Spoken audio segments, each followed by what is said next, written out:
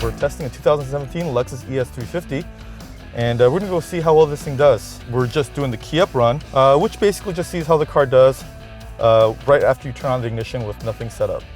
Let's go. A lot of wheel spin, which makes sense for a V6 front-wheel drive platform, 268 horsepower. Very good pickup. Good response from the 6-speed transmission. And let's haul this thing down. Key up run was very fast, 7.04 seconds uncorrected.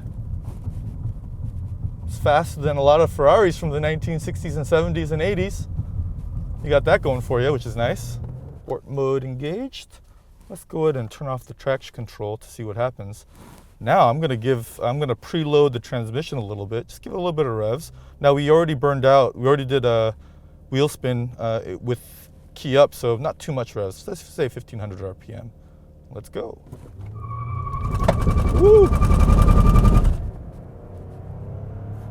Quite a lot of axle trap. Not any faster. All right, let's try that this time without all the crazy wheel spin and axle hop.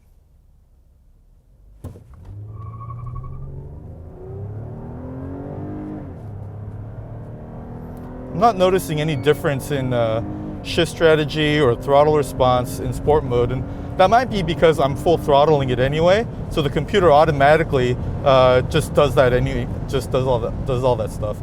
A lot faster too. We're at 686 uncorrected. So yeah, that's pretty good. Now let's try to back that up and maybe drop a couple more hundredths, optimizing that launch.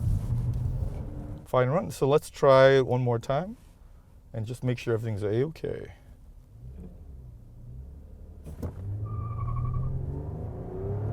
Good launch. Just a little bit of wheel spin. Traction control light just barely turned on.